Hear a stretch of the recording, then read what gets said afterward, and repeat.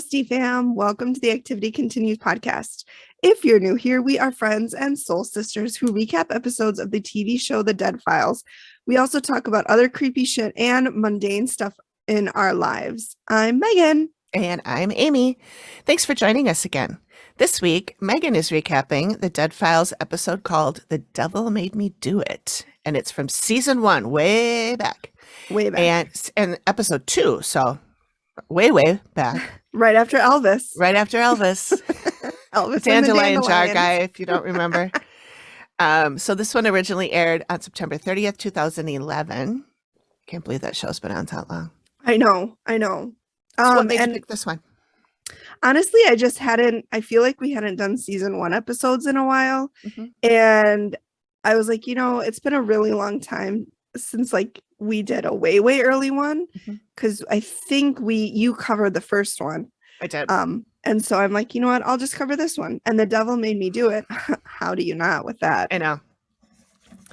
Good. Okay. So yeah, that's why I did it. It was a really good one too. It was a good one.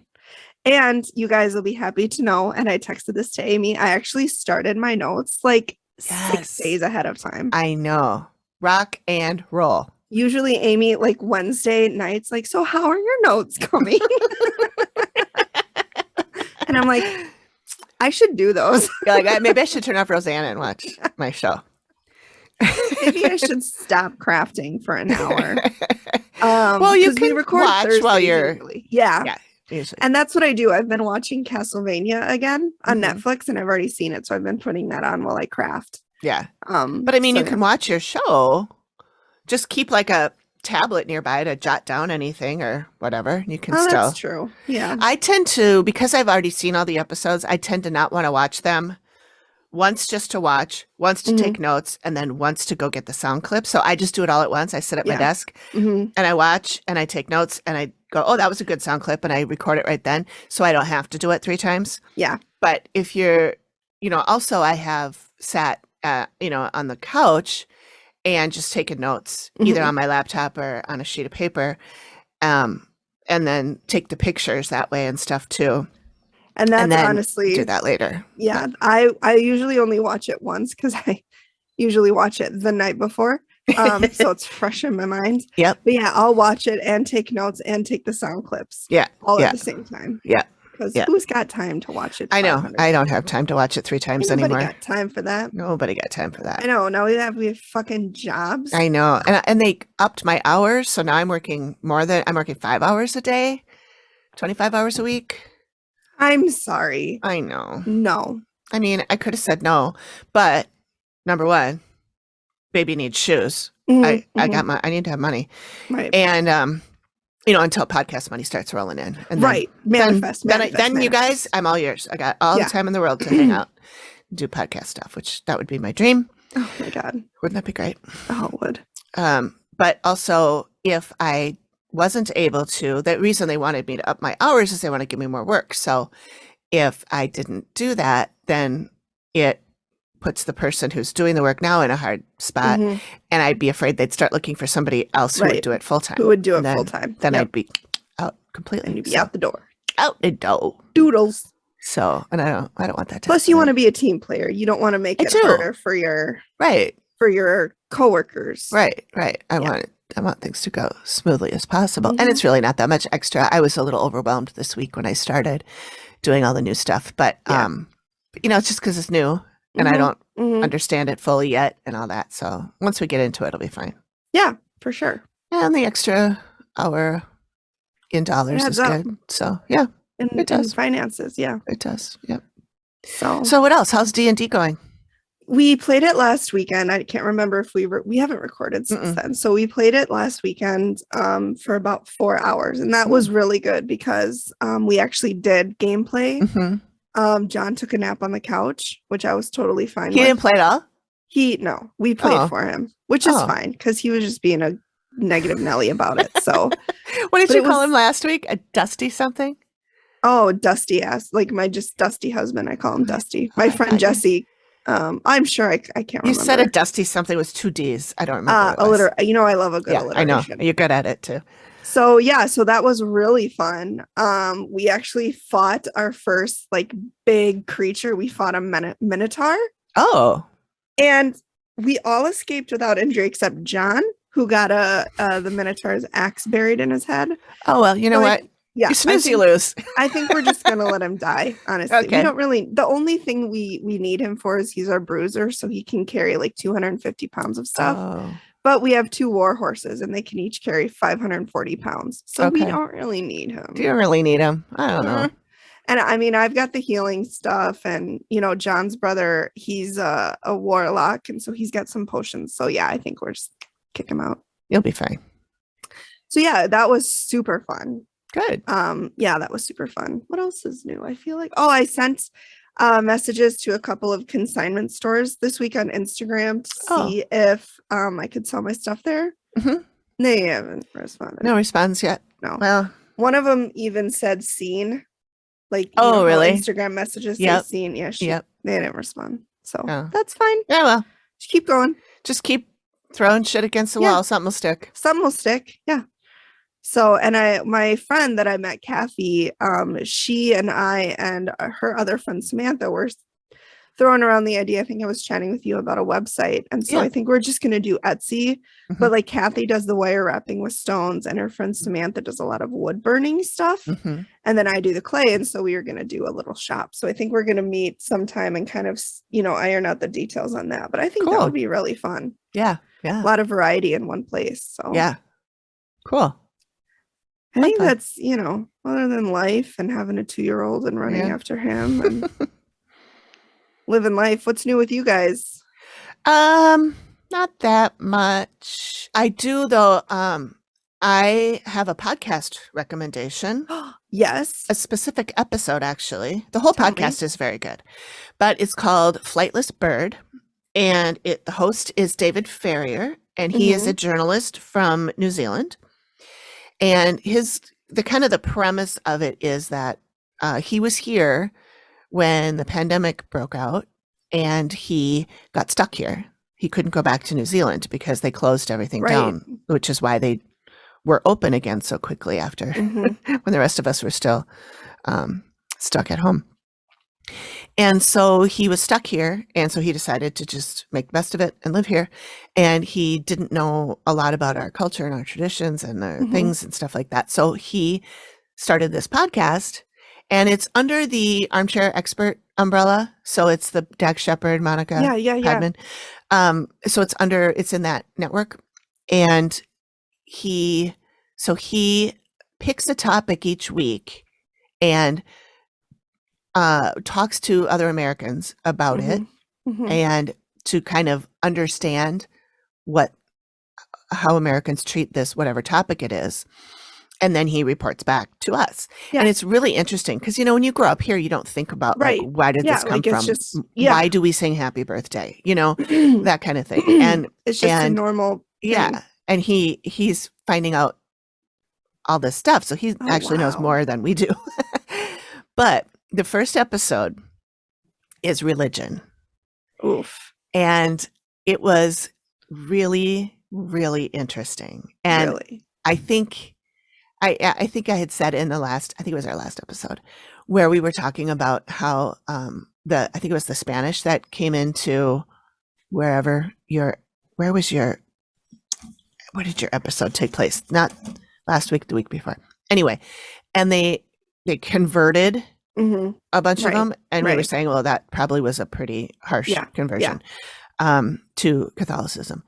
And I said something like, I fucking hate religion. And I just want to be clear. I don't hate whatever people want to believe. I hate people that organize it, that force it on other people and hold it over their heads, weaponize it, make laws about it, all of that.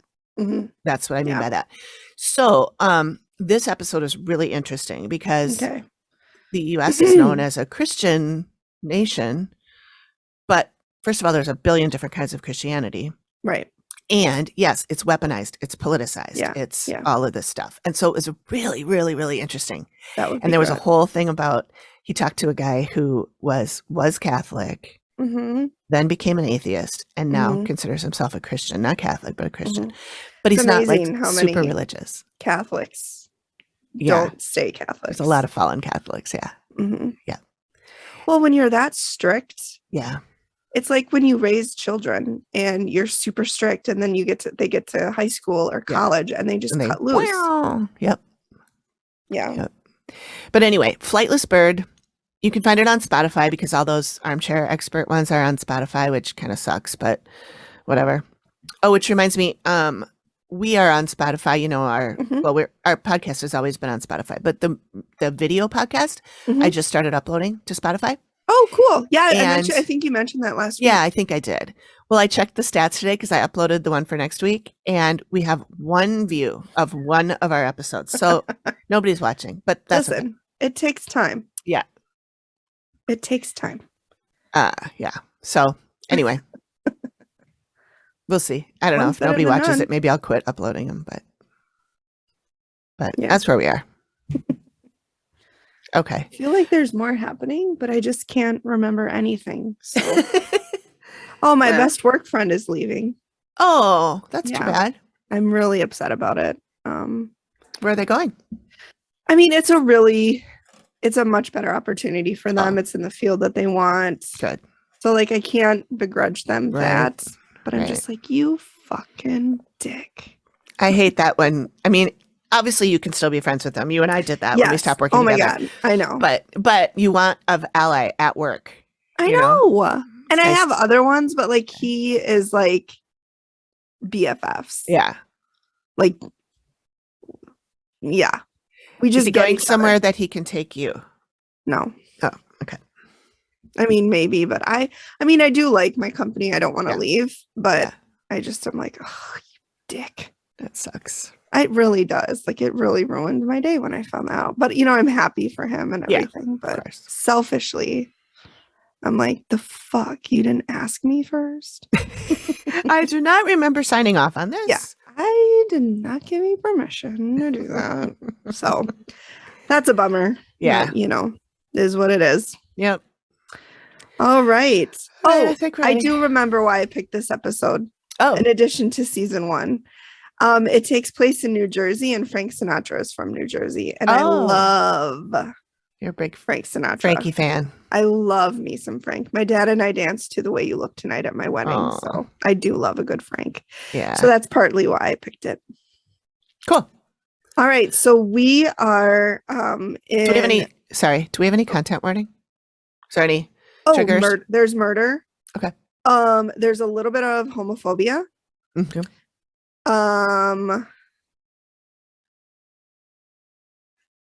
And I think that's it. Okay. I think that's it. Yeah. Check show notes, guys, if there's anything in there. Check the show notes because we'll put it all in there after. as we go through it. Sometimes we go off on a tangent that ends up being something we're like, oh, we should have warned people about that. Well, we didn't know we were going to talk about it. So please, check the show notes. Yep. So it's called The Devil Made Me Do It, and it takes place in Asbury Park, New Jersey. Jersey. Oh my God, I'm terrible with that accent. But I love the East Coast accents. Boston. Uh-huh. Oh God, just call me and talk to me. So Steve says Asbury Park was devastated by the economy and riddled with crime. Now remember, this is 2011, so we're just a few years past the housing crisis, the 2008 economic. Mm-hmm. So it's understandable that it would be devastated by the economy. Mm-hmm. And we meet Jeffrey, and he owns a restaurant called Plan B, which I love. They say he probably didn't mean it to be after an abortion pill. I'm sure he didn't. I'm sure he didn't, but it's too late now. So this is, the second episode, so things are still pretty rough. So Steve is doing all of this like a voiceover and kind of explaining the situation. So the staff is complaining of unexplained phenomenon, and they don't want to go in the kitchen in the basement, which when you work in a restaurant, you kind of have that's kind of an important place to go. Yep. So we see Steve and Jeffrey, and Jeff says that there are things happening that might need some explaining. Jeff, and that he refers to himself as Jeff, and Steve calls him Jeff, so that's why I've shortened his name. I didn't do it of my own accord. I did that once with a Kimberly at the place where we work together, I called her Kim, and she was not happy. Really? She was like, my name is Kimberly. And I'm like, noted. So don't do that. Wow. So Jeff spends most of his time kind of standing in a pretty central location, sort of observing everything. So he can see the kitchen, the dining room, the door, kind of every place in the restaurant that he needs to look at, being the owner. So he said more than a few times he'll be standing in that place, and he'll hear his name being called. And he said it feels like it's somebody right next to him, but he'll look around and, nobody's there. And he said his hair stands up, and, he's like, oh, what the fuck's going on? Now, Steve in a voiceover says that in a busy restaurant with acoustics, hearing your name is bound to happen. It's not exactly proof there's something going on, which I don't blame. Yeah, that's logical. Yeah, if there's other people there, for sure. But if you're sitting there by yourself. Yeah.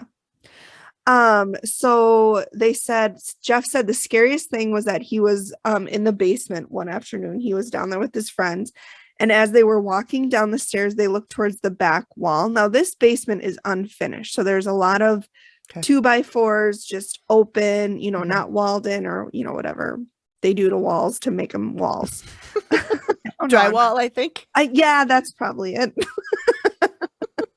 He said, there it is. See, you are so good. It's kind of the same thing, but I think they're made out of two different things. Okay, so to me, drywall, I always thought it was like a paste that you put up. I don't think it is. I think it's sheets. Oh, well, there's a drywall, like a compound that you put on after you nail the drywall up to the studs. Then you have to cover the nails. Yeah. Okay. I think that's that. I think it's called compound. I don't know. Call us if you want us to build your house. Obviously, not only are we mathematicians and doctors, we are also house builders. Some people might call them construction workers, but not us. No, that's how good we are. So he says that he and his friend were walking downstairs, and they looked towards the back wall, and Jeff said there was a face that appeared through the 2x4s, and it looked like it was looking at him and his friends. And Steve asked Jeff to describe him, and he said it was a man, but he said it was just a flash. So like he didn't get a really good look at him. But they checked and they walked back there, which is more than I would have done. And he said there's nothing back there. And both Jeff and his friends saw it, because they both kind of looked at each other and were like, you saw that too, right? And they were like, yeah, I saw it. And he said they both went upstairs really fast after that, which that would have been my first move. And then he said he doesn't like to go downstairs anymore, which I would not like to go downstairs either. So then we interview Evan, who is a head chef. And he said a couple of weeks ago, he was working with Benny, who is the assistant chef. And they turned by the staircase, and they saw a man walk by and go around the corner. So he was really walking focused, turned towards where the kitchen is, went right downstairs, and then was gone. They couldn't see him anywhere. Evan stepped back and asked Benny if he saw it, and he said no. And then a few weeks later, Evan finds out that Benny is terrified of the basement, has been seeing and hearing things nonstop. So I wonder if maybe Benny said no to seeing it because he just didn't want to either talk about it or acknowledge it. If other people are seeing it, that makes it real. That makes it valid. But if I'm seeing it, then it could be a trick of the light or a dust particle or, something. So.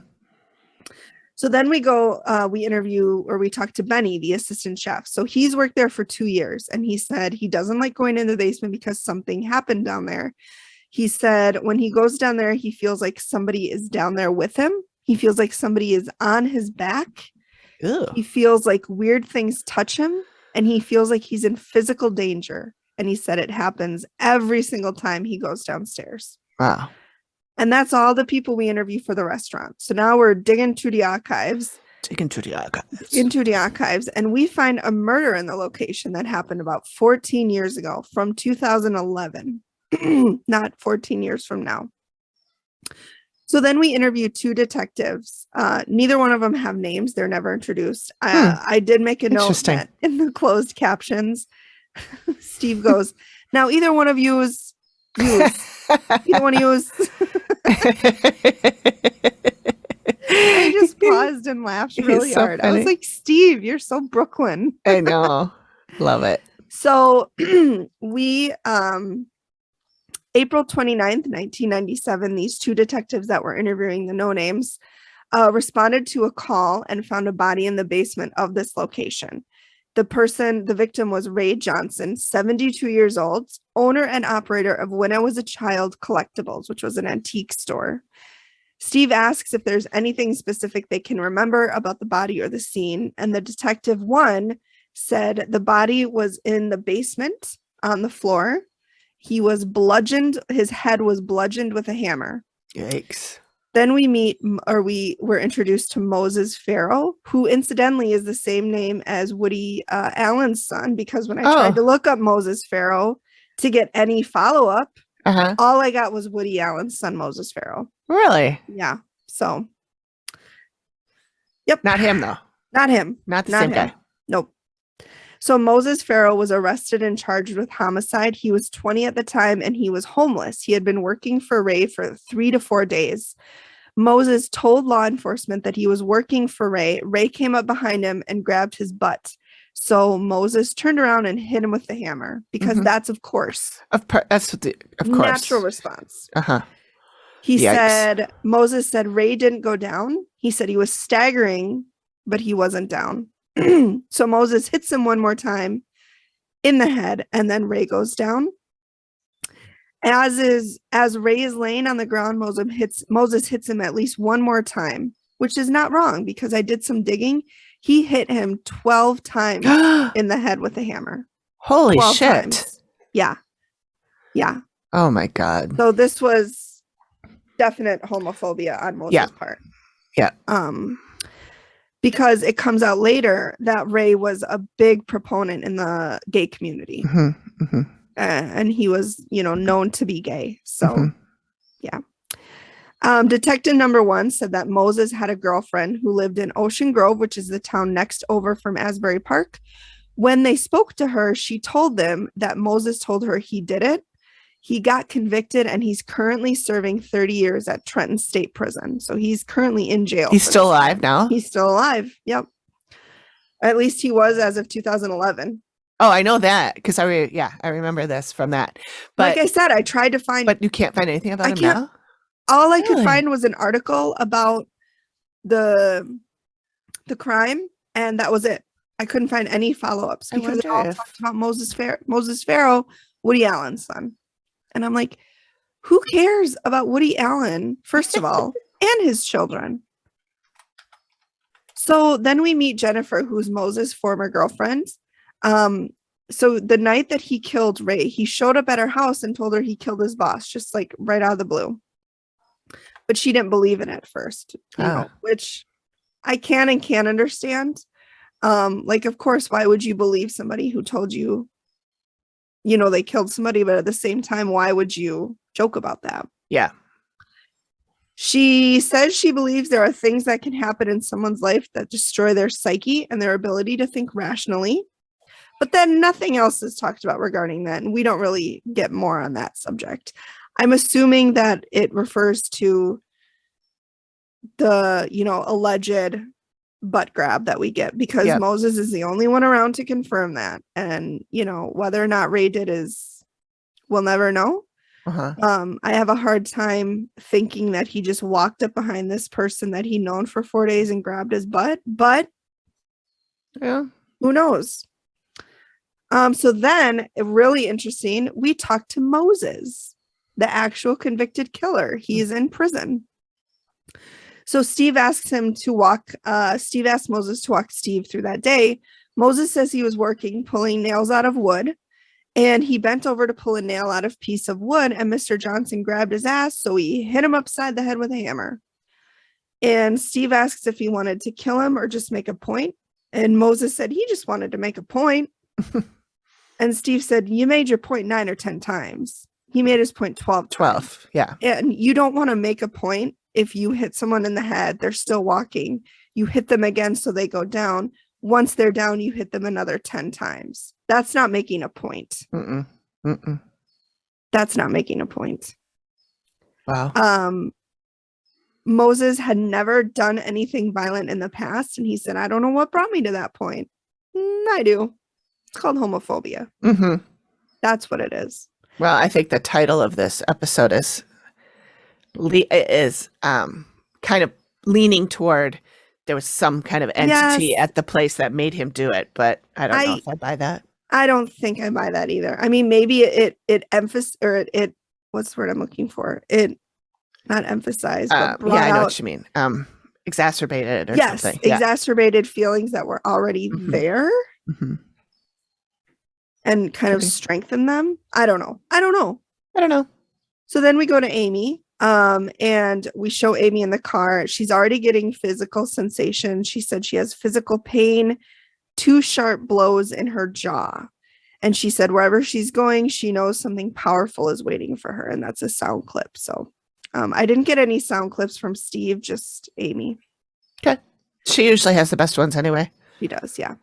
So then we have a voiceover from Amy, and she says when she encounters the dead, she interacts with them like they're a living person, which I thought was really interesting because I always wondered, how if I were to see somebody, how would I interact with them? But it's interesting. She said she just interacts with them like they're a living person. And she said one thing she doesn't know is she might be communicating with residual energy, which of course can't communicate back because it's like a loop. Yeah. So once she get there, she said one person is showing up. She feels a lot of anger with this person, and she feels a lot of anger going on in this place. She says there's a male here, and the anger comes from him. The problem to him is women, and she said he's a woman hater and he scares her. So then we go to the basement. Yeah, aren't they all? And it really takes Amy a long time to go into this basement. I bet. She does not want to go. She said she feels like vomiting. She said everything in her body is telling her not to go down there. And then she says, have you ever been so freaking scared that you throw up? That's what I'm feeling right now. Oh boy. Yeah. To scare Amy. I know. Although this was the second episode, I wonder if she were to go back to that place today, if she would still feel like that. Or if she'd be like, oh, it's old hat. I'm used to this. Yeah. Right. Exactly. So it may, would the energy have changed or would she just be more experienced, or both? So she finally goes downstairs, and she said something happened down here. She said it's like this hole, this nasty thing is here. She said she doesn't like it. It's not good. And then she says it's right in this area, and she points to a specific area. And then we get a voiceover of another voiceover of Amy talking. There's a lot of voiceovers in this episode. She says all places have energy, whether positive or negative. She said it's really rare to come across a location that has no energy. And she said this place has no energy. She said she can only describe it as a void, and it's very, very scary. She says she feels dead energy in the basement, and Matt asks, like dead people or like an absence of energy, and she says like an absence. Then she says there's something growling at her to the left. Yeah. She said it's laughing and growling and touching her arm, and she keeps clearing her throat. She's really struggling with this, which I don't blame her. She said she's not getting a human form with this thing. She said it's never been human. And then she says this thing is evil. She said it's hurting her arm. And Matt asks what it is. And she said, well, I guess the closest thing I could relate it to would be a demon. Yeah. So not the D word. The D word. And then we have another voiceover with Amy. And she said she's only encountered these entities a handful of time. She said they can be extremely dangerous, which, yeah. She said she doesn't know where they come from. If there's a hell, she's not sure. She just knows that they're evil. And she says what she does know is they do exist, and they're very nasty. They can move objects, manipulate perceptions, strike fear. And she said this one really likes to scare people.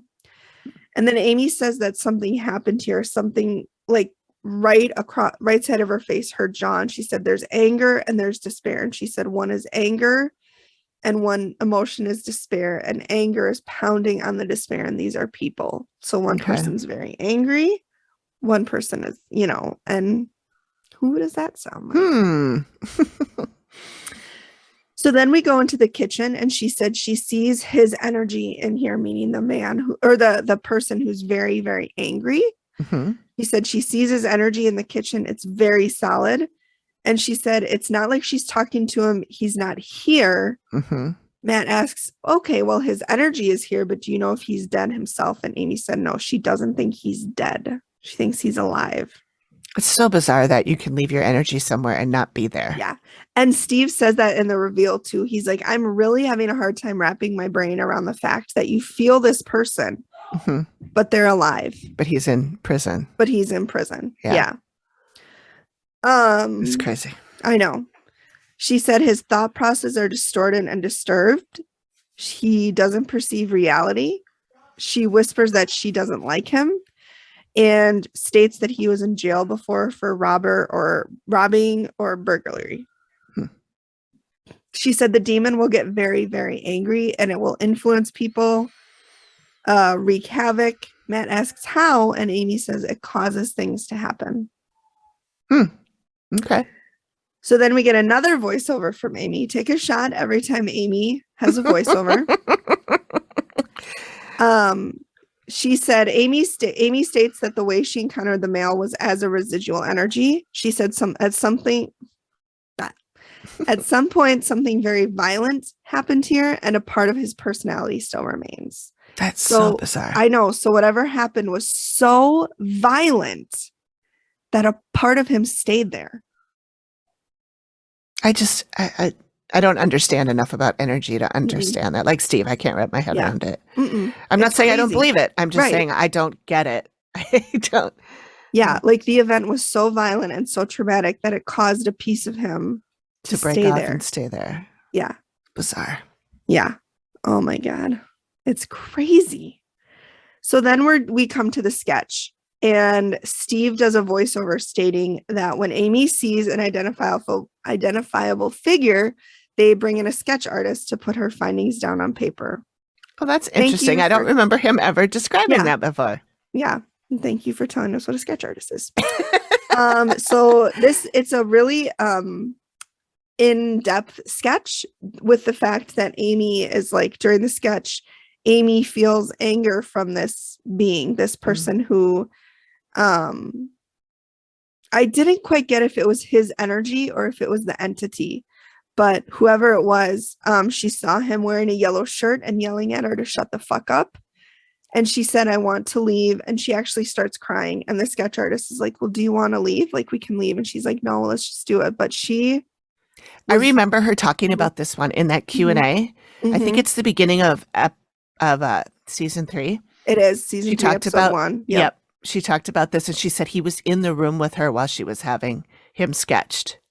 I'm going to have, so it was him then. Okay. Interesting. I think so. That's really interesting. Because then it almost means like the residual energy can interact with her. Yeah. And well, this was, I think, the killer. Is that who she said it was? Yeah. Yeah. So I don't understand how he can be there yelling at her and be in prison down the street. And be in prison. Yeah. It's bizarre. That's crazy. Yeah. So we're at the reveal, and it's just Jeff. So she said back at the back of the restaurant, she encountered male energy. She said it was very aggressive, angry, prone to excessive amounts of rage, hatred, very bad person, very stocky. She said he's in prison and he's alive. And that's when Steve talks about his research and Moses and the murder. And he shows Amy a photo of Moses, which, I mean, this guy's face was dead. There was nothing going on behind this person's eyes, at least in the photo, just dead. So Amy sees the photo. She gets really uncomfortable. And then Steve says they brought in a sketch artist. They show the sketch, and it's really uncanny how close. And I know did I send you these? I don't think so. All right. I know I took them. Let me send them to you really quickly. Okay. Eep.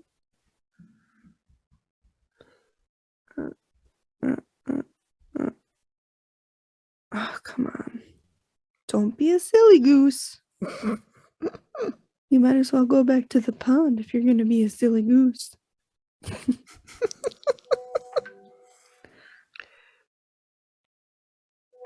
Oh, whoops. I sent you earrings. Didn't mean to send you those. They were just clumped in with those. So, okay. Okay. Yep. Yeah. So even in the sketch, he's just furious. Like you can see it's scary. Honestly, Yeah. the sketch is scary. I would not want to encounter that person. No. So then they show, she shows the sketch and then they show a newspaper article. And I tried to get a picture of the article with Moses' face. I see it. As next to the sketch. Yep. And then Jeff says, it's uncanny how closely, the sketch they looks like look that alike. picture. Yeah. And then they talk about Ray, the victim, Ray Johnson. Like I said earlier, he was prominent in the gay community. And I'm sending you a picture of Ray. He just looks like the sweetest old man. Is that person laying on the ground him? I believe so, yeah. Okay. Oh, there's a sketch of the guy. So Ray Johnson is just the sweetest looking older man, 70s, got his own little antique store, just living his best. Yeah. So Amy then talks about the emotions she encountered, anger and despair, and how anger was just fighting despair, and how they were both people. And then she said she had pain on the right side of her face and her lower jaw. So then she talks about the residual energy and how events or feelings can remain in environments we're in, which is kind of like what you and I talked about with Moses and Ray, and how it was so emotional and so traumatic that part of Moses stayed in the building. So Jeff asks, if Moses left his residual energy in the building, is Jeff able to interact with it or feel it? And Amy says, no, it's not really capable of interacting with anyone. It's just a footprint. Okay. It's, so. That's what I thought residual energy is. But then when she said he was in the room with her during that. Exactly. It's confusing. That was like contradictory. Like, how is it residual energy, but now he's yelling at you to shut the fuck up when you're drawing him? Right. So that confused me a little bit because I'm like, how? I wonder if she meant like he just can't interact with regular people, but he can interact with Amy. Oh, maybe he can't interact the way ghosts do. Yeah. Like moving shit, causing you to feel things. Yeah. But Amy can see, I think, all dead people. Well, he's not dead. I don't know. He can see if anybody energies out there can explain this. Yes. Amy, if you're listening, please help us out. So then we go to the basement and Steve brings up everybody getting touched in the basement. And Amy says, that makes sense. And Steve said, okay, well, I'm confused because if everybody's feeling stuff in the basement, but the footprints upstairs, those don't really line up. And Amy was like, well, what's in the basement is completely different. Yes. Don't like it. So then we talk about the basement entity where she describes a void in the basement. She says she was stumped because usually there's some kind of energy everywhere and there was nothing there. She said there's just a void. She said it's like a hole and this nasty thing is there. So she said she saw a little dark mass being approaching her. As it was approaching her and then touching her, she understood it was very old and never human and very, very negative. She said it had been there for hundreds of years and can cause things to happen. She said in the Catholic religion, it would be referred to as a demon. She said they're extremely rare. And she said, I've done hundreds and hundreds of walks. She says she's only encountered them a handful of times. And she said it would take on the form of that would unnerve somebody. So, whatever it's kind of like the Dementor in Harry Potter. Okay. Takes on whatever thing scares you the most. Oh, okay. That's also like Stephen King's It. That's why it shows up as a clown to that little boy, because it makes itself look like the thing that scares people the most. Oh, poor clowns. They got a bad rap. Yeah, clowns are fucking creepy. I mean, John Wayne Gacy didn't help that. Yeah, he did not help that mission at all. No. Literally the opposite. She said they take the opportunity to latch onto someone who is already ready to snap. So they might have caused the murder of Ray. Okay. If Moses was already stressed out for whatever reason, I mean, I'm sure he was homeless. That probably wasn't the best thing for him. Yeah. And then Jeff says he's really freaked out. And I'm like, yeah, same, Jeff, same. And I'm not even there. Yeah. He asks if it can affect him within the four walls of the restaurant. And also, can it follow him out of the four walls? That's the $1 million question right there. Amy said yes to both. Oh, I know. So not good. don't like that. So she said Jeff has options. He could move, or he could do something proactive to get rid of it. She said, luckily, she got that this demon is very young and would be very easy to get rid of. Oh. It's using negativity to grow. And Amy said she will show Jeff what needs to be done, but Jeff has to promise that he will continue doing it. And then we actually see footage. This is really neat, of Amy and Jeff during a purifying ritual. Oh. So like she's cool. got a candle and he's got a candle, and she's kind of showing him what to do. I'm assuming they're burning sage because they have something burning. And she's like telling him what to repeat, and she's, he's repeating it and doing everything she tells him to do. And then the text at the end says Jeff and his staff cleanse the restaurant weekly. The unexplained sightings and voices have stopped. Oh, good. Yeah. So, and like I said, I tried to figure, talk about or find more information on Moses. All I got was Moses Pharaoh. I just Googled him too, and I Googled Moses Pharaoh murder. And I got some stuff on him, but it's all like from 1999 or from like Moses Pharaoh murder, Moses Pharaoh, state prison. It all was just what happened in 1997. Nothing new. But I mean, 97, we're coming up on 30 years. Is that how long he was convicted for? Yeah. So he could be getting out soon if he's still alive. He could be getting out in 4 years if he's still alive. Yep. Yikes. Isn't that scary? Yeah. And he would only be 50. Yeah. He was only 23, right? He was 20. Oh. I think he was 20. Okay. So he has his life to live. Yeah. Which Ray didn't. Right. So, well, Ray did live to 72. But yeah, still. but he could have lived another 10, 15 years. Sure. For sure. Yeah. Yep. So that was it was a good one. I actually had to cut that one up a little bit because it kind of scared me. I remember that one being really intense. It was very intense. I didn't rewatch it again this year, so I didn't remember all the stuff you talked about, but I did remember that Steve went and talked to the guy. Yes. It was crazy. Yeah. So I remembered something that we should have brought up in the beginning. Tell me. Well, our last episode we talked about, or not our last episode. A couple before. The last one you did, which was, let me get my little note card out here. That would have been episode 53, the man in the closet. Right? Oh, yeah. And that was season 17. 2, episode 10, right. Tormented, correct. Yeah. And there was a death that was a result of a gunshot, and we were talking about the kind of gun it was, and they were not sure if it was a homicide, a suicide, or an accident. And we talked about the gun a little bit, and we said our friend Amy P is probably yelling at us right now because she knows guns. She's a hunter. Yep. And we're not wrong. And she texted us. She was listening to it yesterday. And she texted us and she gave us some background on what the proper terminology and stuff. So she did give us permission to read this. So I'm going to read what she sent to us. You too with the firearm talk on the newest episode! ! It's coming in hot, Amy. We're coming in hot. She's okay. Let me just preface. She's not mad. She's just she's just being helpful. She's never mad. She was a teacher, so her natural go-to is to educate. Right. And she's never condescending about it or not anything. At all. Not at all. She's actually, I'm sure, laughing while she's doing this. We actually wait for her to teach us. Yeah. We're like, and then Amy will tell us the right thing to say. Exactly. Exactly. So here we are.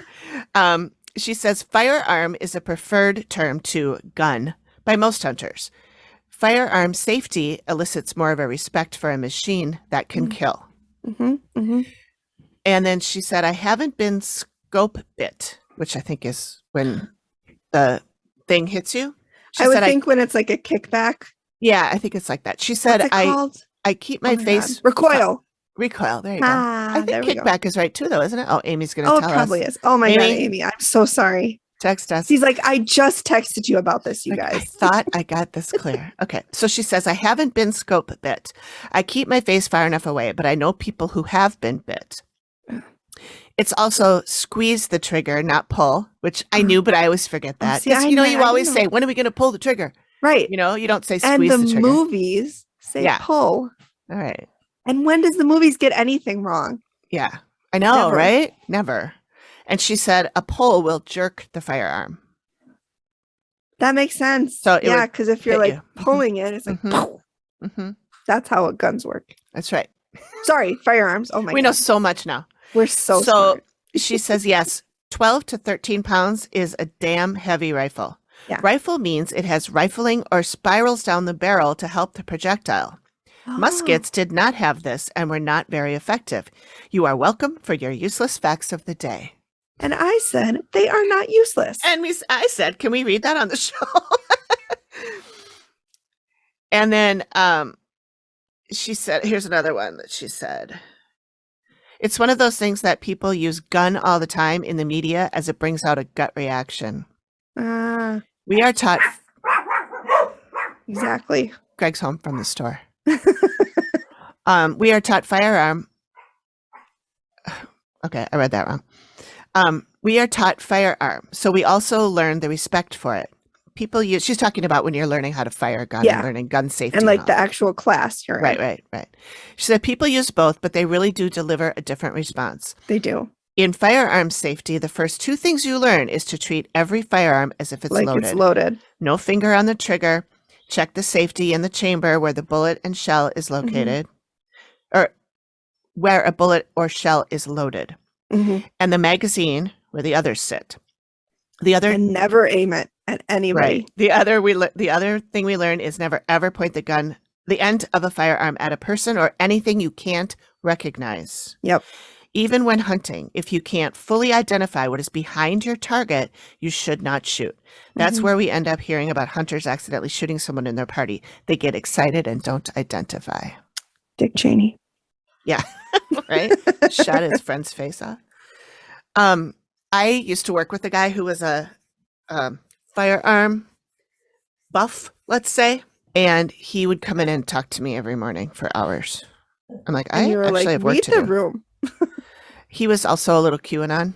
He was he was great. a conspiracy theorist. He loved Alex Jones. Ugh. But didn't he file for bankruptcy? because he had to pay billions of dollars for lying to people. For Said claiming Sandy Hook that was Sandy fake. Hook never happened. Right. You piece Fucking tool. of human garbage shit. Right. I know. What a... So I'm angry. Anyway, this guy I worked with, he was big time into firearms. But he did tell me that you like when you see on TV shows, when you see like a cop walking around with their finger on the trigger, like walking into a room, that's not accurate. That would never be there. It's on the outside. Yep. Your finger should always be on the outside, and then you move it to the in when you are ready to shoot. Yeah. So he told me some of that stuff that Amy said too. He invited me out to his homestead. He said he would teach me how to shoot. Oh my God, he wanted to skin you. Probably. That's like Ed Gein. He did scare me a bit. But sure. Here's one thing. Let me just go to your house in the middle of the fucking country so you can teach me how to shoot. I know. You creepazoid. I know. I know. The only thing that made me not quite as scared of him is that he had dogs and he loved dogs and he talked about his dogs all the time, and one of his dogs got sick and he was telling me about it and he was crying. So, I mean, he's not a terribly bad person. He's just knows a lot about I'm looking right at the camera right now and I'm giving you super skeptic eyes. Yeah. Okay. Hopefully he doesn't listen to this. I'm sure. The other thing I forgot to tell you is, remember when I told you that our favorite restaurant in Uptown closed? Yes. And because it was bought by somebody else, and it's still closed. Isn't that Amore? Yeah, Amore. That's Amore. And they played Rat Pack music all the Of time course too. they did. It was a wonderful place. It was wonderful. sounds Italian delightful. restaurant. I loved it. And so we had a little party last week for the staff of the Amore, little staff appreciation thing. They Yeah. all came over and we served them drinks and Oh, fun. we had a great time. Yeah. And I had my business cards out for the podcast. I didn't put them out. I mean, they're always sitting out there on the bar. They are. And I had the coasters. Those I did put out, our coasters. I'll show those of you who are on the video version. I have them at work too. This is what they look like. Oh, that's kind of dark. There. I don't know if you can see that, but there's a little puka. Yep, there he is. Boop. So I had those up. And so then we started talking about the podcast. I'm telling them, you know, some of them already knew, some of them didn't. And one of them says, "Did you ever see a ghost at Amore?" And I was like, "What?" You're like, "There's a ghost in the basement." Yeah. I'd never been to the basement, so I didn't. I mean, I guess I was down in the downstairs area where they have like a party room. I was down there one time, but I guess I suppose it's possible I could have seen it if I was. I didn't know to look for it, and it was like a Easter brunch, so I'm guessing the ghost probably just kind of hangs back on those days. Like, well, there's too many people here. Right. He's like, my ghost anxiety is really through the roof. I'm an introvert. I'm gonna go lie down for a bit. Crowds. I'll come back out when just so and so's cleaning. Yeah. No. But yeah, so now I didn't really dig too far into that, but I'm gonna have to find out. And when it opens up again, we're gonna go back and I wanna. Do you know what kind of restaurant they're opening? It's gonna be Italian. Oh, you should. I'm inviting myself with you. Okay, when yeah, you go you back. should come with. And then we'll see if we can get them to let us go in the basement and see if there's a ghost. No, I do not want to do that. Oh, I want to do that part. Okay. I do not want it because then what if it attaches to me? I don't want to. So you just slough it off. You just push it off. No, there's got to be like a ritual, right? Where you can just there has to be a ritual. Like when you watch those Reiki people on TikTok and they're doing all this and all that stuff. There's got to be a way to just like shove it off, right? You would think. I would hope so. So speaking of, I watched Buzzfeed Unsolved on YouTube. I loved those shows. They're off now, and I'm really upset about it. But they're on like Hulu now. They were, but they're not anymore. They're not making new ones. No, that's too bad. I know. I loved Shane and Ryan so they're funny. much. So they're really funny. I know Shane is Greg, like total skeptic, doesn't believe anything. I was watching one of those and Greg. Yeah. I was watching one of those and Greg walked in and I was like, oh, he's going to tell me to shut this off. But he was laughing so hard and he's like, oh my God, funny. This is hilarious. I know when I first started watching them, we were talking about it, you're like, I really don't like the text on the screen. Yeah. But I loved it. I think it's so funny. But anyway, I'm getting used to that. They were in, I want to say like the Bel Air house. It's a super haunted house. It's supposed to have demons in it. And they were trying to like commune with the demons and they were trying to have a seance. And I'm like, where's Amy? Because she would tell you, no, don't do that. They're like, so they didn't do like they did a circle, but they didn't like do any sort of protection rituals. Nothing. That tells me that they don't believe.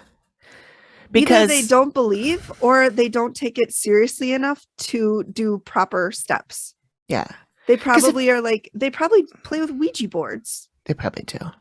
That's why I feel like people that take chances like that don't actually believe in what they're looking at. Because if you really thought there was a way a fucking demon could attach itself to you, do you think you'd be fucking around with that? No. So that's why I question Sir Bilbo, because he does shit like that all the time. Oh, come over here and hit me in the head with an axe. He knows it's not going to happen. He makes me so angry with the just blatant. I'm glad nothing's happened because the spirits that he's just so disrespectful to them. He's damn lucky. He is. Or there's no such thing as ghosts and he's right, but he's making a lot of fucking money off of it. There's no, I've had experiences. You've had experiences. They exist. I know. All right. Anyways. Okay. Well, thank you for joining us, everybody. We appreciate it. For joining us. And I gotta Amy, pull up. What are we doing next week? Oh, that's right. That's you. Next week. Next week, I will be presenting the episode called Killing Fields. It is season 10, episode 12, and it takes place in Springfield, Ohio. And the synopsis is, and I quote, this is from the IMDb, I think, or maybe the Travel Channel website. A man believes that something on his property is attacking his mother. Amy claims the land is suffering under a curse that hinders the lives of the living and encounters a bitter dead man using the curse to his advantage. It originally aired on August 31st, 2018. And I picked this one because it's one of the ones that was on my trusty little note card where I wrote all the things all the ones that I thought I wanted to. Can't really tell. Oh, there it is. It's the one at the Amy and her bottom note there. cards. Amy and note cards and Amy and spreadsheets. Yep, that's me. Yeah, every time I get a project at work, like, we want to find out how much this has cost us over the last. I'm like, spreadsheet time. I get very excited. I'm the exact opposite. I treat them like the plague. I like them. But anyway, I haven't seen this one in a while, but it was on my list of stuff to do. And this list is pretty much complete. We've done all of them except for the woman that was dying of breast cancer. I don't think I can do that one because that one. That was a rough one. Ripped me up. Mm-hmm. But yeah, so that's it. I haven't seen it in a couple years. We'll watch it again. And I guess now it's time for an Alanism. Insert song. Megan wrote a song last week. And by wrote, you mean I just sang it off the cuff, and I'm that talented. And so we're gonna use that from now on, unless she wants to write another one. But that's the one we're gonna use for now. I mean, why mess with perfection? Exactly. I don't think it could get any better, to be honest.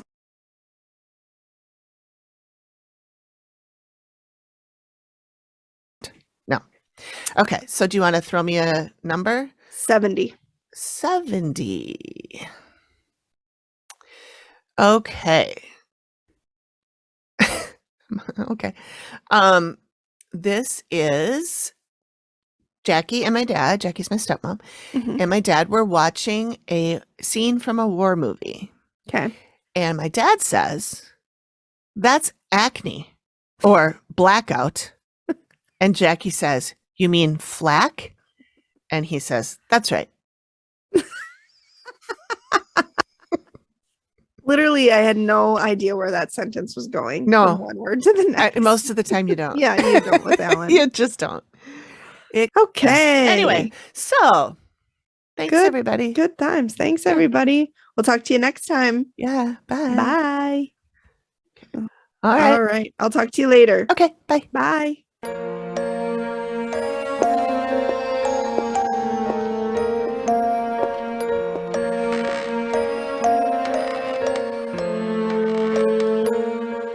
Thank you for listening to the Activity Continues podcast. We really appreciate you giving us your ears for a bit. Please reach out if you have a suggestion for which episode of the Dead Files we should cover next, or if you have a spooky story you'd like us to share on the show. We can be reached at theactivitycontinues@gmail.com or through our website or any of our socials. Links are all in the description of the show. Please feel free to drop us a note and say hi. And join us next time when the activity continues. The Activity Continues is produced by me, Amy, at Collected Sounds Media and is part of the independent Collected Sounds Podcast Network. We are also proud members of the Boo Pod network of super cool podcasts. Nailed it.